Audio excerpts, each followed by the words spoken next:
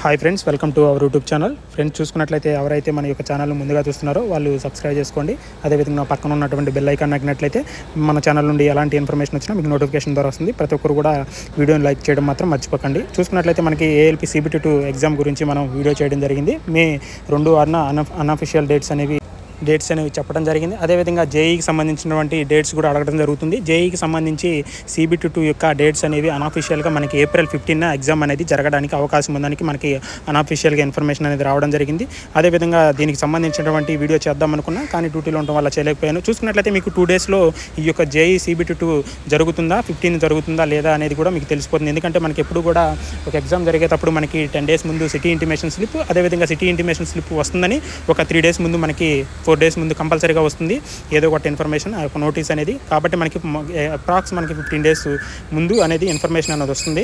కాబట్టి మనకి 15 ఎగ్జామ్ అయితే ఆ యొక్క 15 డేస్ మ్యాక్సిమం ఒక 2 డేస్ 17 డేస్ నేను చెప్పాను ఆల్రెడీ. 10 డేస్ ముందు సిటీ ఇంటిమేషన్, 7 డేస్ ముందు మనకి ఇన్ఫర్మేషన్ అనేది వస్తుంది. సిటీ ఇంటిమేషన్ లింక్ యొక్క ఇన్ఫర్మేషన్ అంటే మొత్తం 17 డేస్. మనకి మేబీ 29 లోపు కంపల్సరీగా నోటీస్ అనేది వస్తుంది CBT2 గురించి, జేఈ CBT2 గురించి. కంపల్సరీగా మనకి మార్చి 29 లోపు కంపల్సరీగా నోటీస్ అనేది వస్తుంది. మార్చి 29 లేదా 30 అంటే మనకి 3 డేస్లో కంపల్సరీగా ఏదో ఒకటి నోటీస్ వస్తుంది.